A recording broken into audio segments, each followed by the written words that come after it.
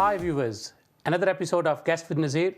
When we talk healthy society, healthy minds, at the same time we talk about sports, we talk about activities, and we talk about a lot of spirit. And today our special guest is Chair of Sheffield Sharks, Yuri Matischen. Welcome in our show. Thank you. It's a pleasure to be here. Really Thank is. you. Yuri, tell our viewers about your early days and your qualification and your experience. Well, I've always been particularly mad on sport and went to Loughborough University, which was very much a sports university. And but I did actually do a business degree with Austin Rover Group. But I went there to try and play as much sport as possible and competed quite hard at different sports, but did come out with a first-class honours degree in science and management sciences, and but then stayed in what I would call the professional development of sport as opposed to playing it. It wasn't good enough to be a sportsman at a professional level, but moved into the business of sport. So what was the moment when you moved your all attentions toward the sports? It's difficult to say, but when you go to somewhere like Loughborough, there are so many phenomenal sports people. Sebastian Coe was at university then, older than me, yes, but so many athletes like that at that one university. You go away with this fantastic inspiration of you would like to compete like them, you want to be like them, you really are inspired. And sport was such a great opportunity to meet people and enjoy life, and it's just always been something that's been at the heart of what I've done, and I really do enjoy being in that sporting environment. And how you see in today's environment when people are sitting on the PCs, working in the offices, and especially kids, all the time they're spending on these gadgets. So how important you think that this sport is and activities? It's absolutely vital. I mean, the issues about health and physical activity of our nation now, the cost to the NHS for people who are physically inactive. There's so many things in the way of people's lives now, the diets that you can eat which aren't good for you, the inactivity.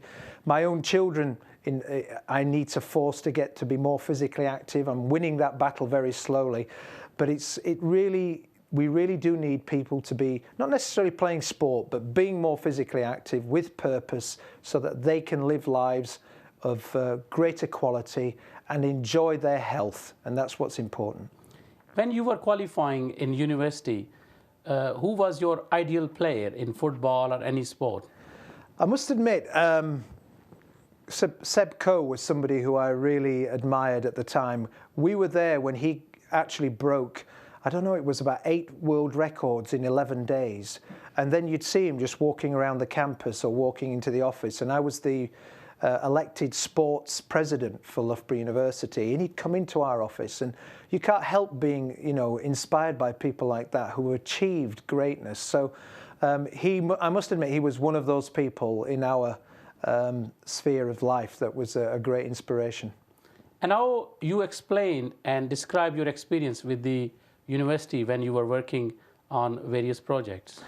Well, I got involved with the university because you get elected by the student membership to be in charge of sport. What a great learning ground Loughborough was, in that we had so many top athletes who were amateur but going on to greatness. So we were actually running the sports clubs as students, but we had a professional administration around it. So we're already looking at sponsors, already looking at elite ways of making you better. And we'd run an athletics meeting every year, and we would have some of the top British athletes there. And since then, Loughborough's had so many athletes, and we increasingly see that happening here in Sheffield, and it's a fantastic experience.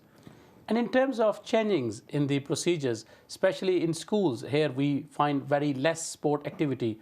What are your recommendations for the government or the people who are watching this show, that how they can change all these things? Well, it's no quick fix. I think we've done a lot of projects with the Sheffield Sharks where we try and engage with schools.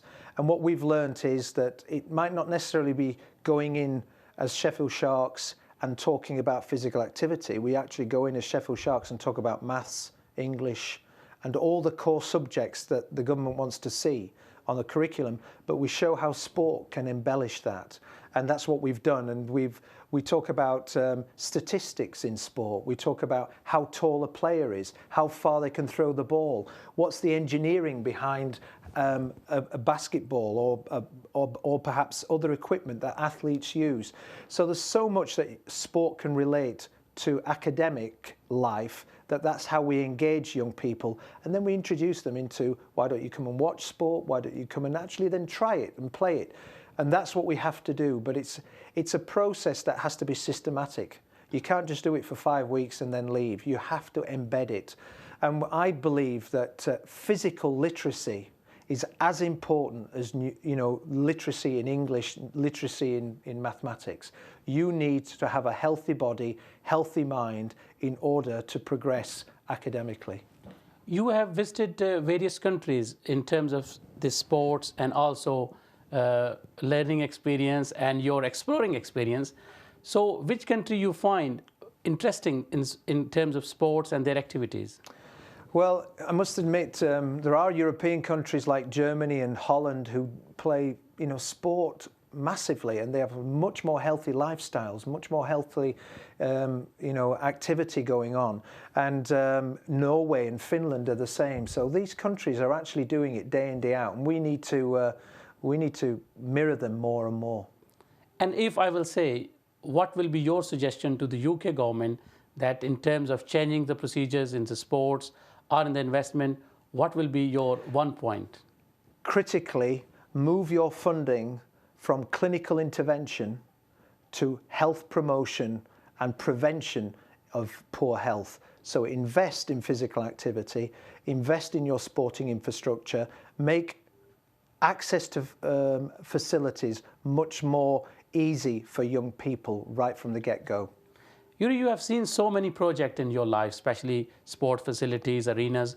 So in United Kingdom, which one project have touched your heart? Well, the one that I wanted to talk to you about was the one on the Olympic Legacy Park here in Sheffield, where we bring together research in health and sport and then try and push that out to the rest of the community in Sheffield and then hopefully scale it up to the rest of the nation. Can you show our viewers this interesting project, please? I hope I can sort of quickly speak to you about it over the bit of a fly-through. Here is the Olympic Legacy Park. I know it's only architectural impressions, but we're well on it. On the left is the Advanced Wellness Research Centre, which is a living laboratory for sport and health and physical activity, which Sheffield Hallam University will be in. And this Olympic Legacy Park is on the former site of Don Valley. And now coming up on the left is the University Technical College, which will be for health and digital sciences, operated by Sheffield College. On the left again is the rear view of a hotel and stand of the Rugby League Stadium, where hopefully the Sheffield Eagles will be playing, or they will be playing. And on the right is a new school that's being built in the Don Valley, run by the Oasis Academy. And as you go through this boulevard, there you see the first site of our facility in which the Sheffield Sharks will play. It will be called the Park Community Arena, which is an indoor multi-purpose arena for community and elite athletes.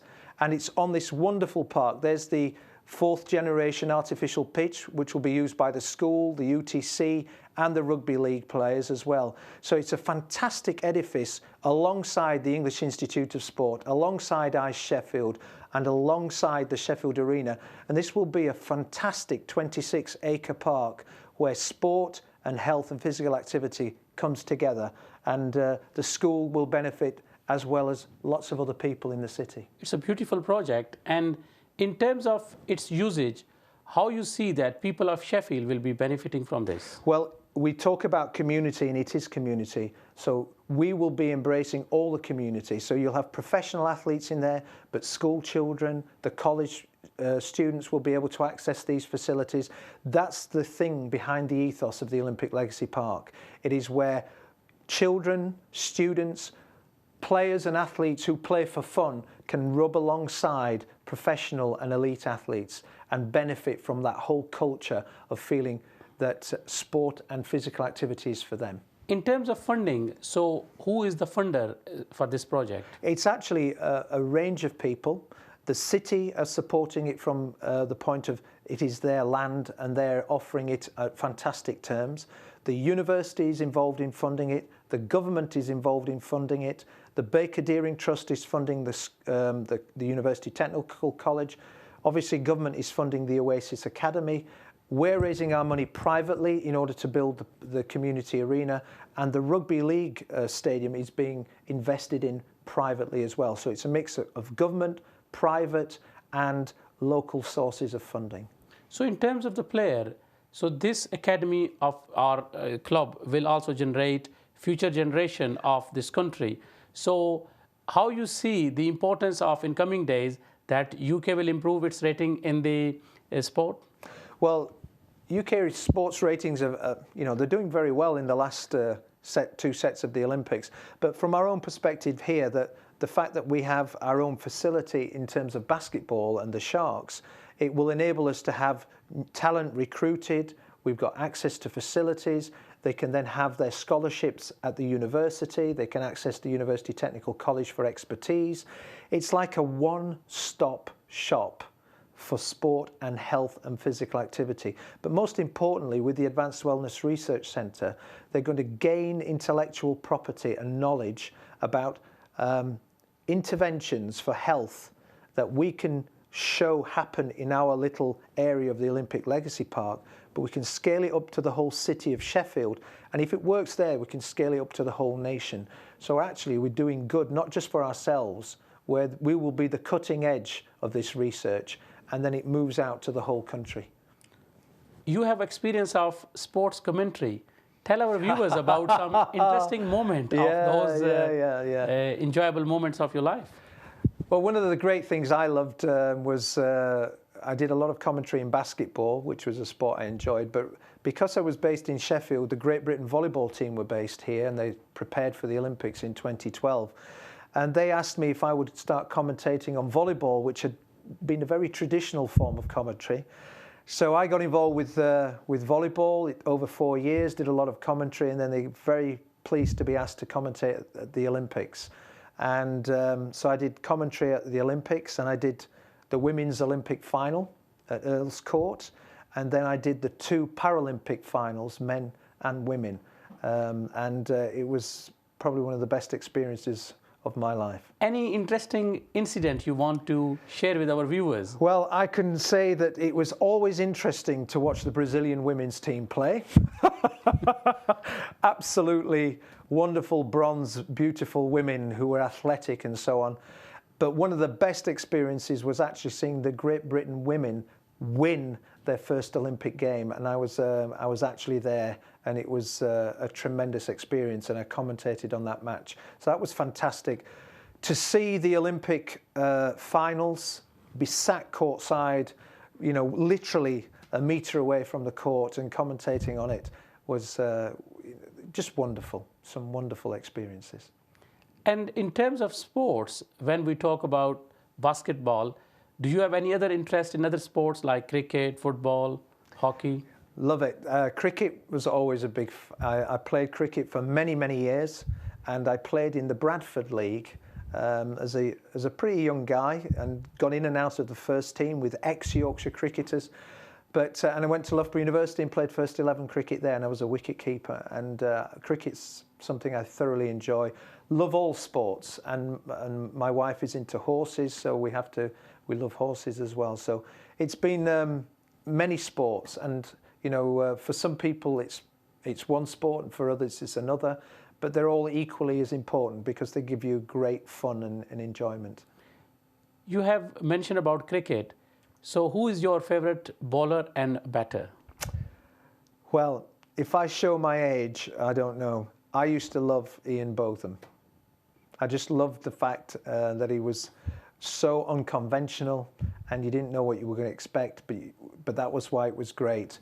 And Botham was always my hero at the time. And when you see the competition between Botham versus Imran Khan or Botham versus Miandad, how you see these competitions? Well, I mean, Imran Khan was always another fantastic all-rounder, and you know, it seemed to me then cricket was a bigger occasion than there is now, because it seems to me that cricket's on all the time. There's always test matches. It just feels like process. And then there were big occasions when if India toured or West Indies toured, or if Australia came, they seemed to be much bigger occasions, and they were always on mainstream television, and they were on for the whole day. So I used to remember scoring in my scorebooks, watching the cricket on the television and learning how to score. But now everything is digital. Everything's digital, but there was something fantastic about having big scorebooks in front of you, and you know, dot ball for a dot ball if no run, and then the maiden over. But then again, you know, things move on. But great games. I have a quick rapid fire questions for you. Your favorite food? Lasagna. And your favorite place to visit? Interesting one. I think, quick fire, Kiev in the Ukraine. And in terms of favorite player all the times, whether we talk about this century or, you know, some historical plays, who was a personality in the sport who has inspired you very much? That's a big one. That's a big question. I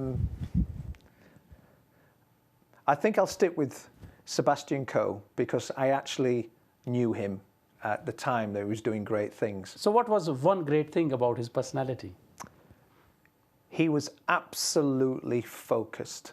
He's absolutely focused. And I think that reflects how he actually helped get the Olympic Games to London and how the Olympic Games were a success.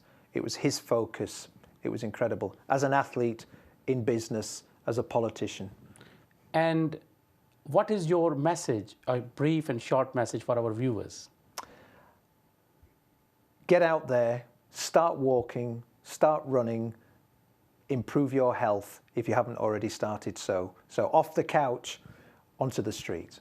And in terms of any charity, which charity do you support and you're working with at the moment? I would like to, if I can, put a shout out to the British Transplant Games charity.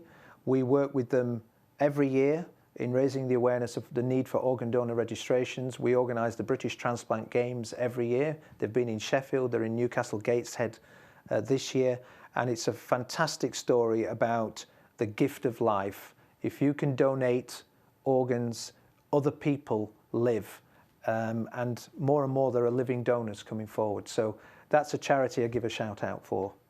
Viewers, I hope you have enjoyed today's episode, and I'm sure in coming days we'll talk about more projects, more guests. Keep watching Sheffield Live. Yuri, thank you very much for joining me. Thank you.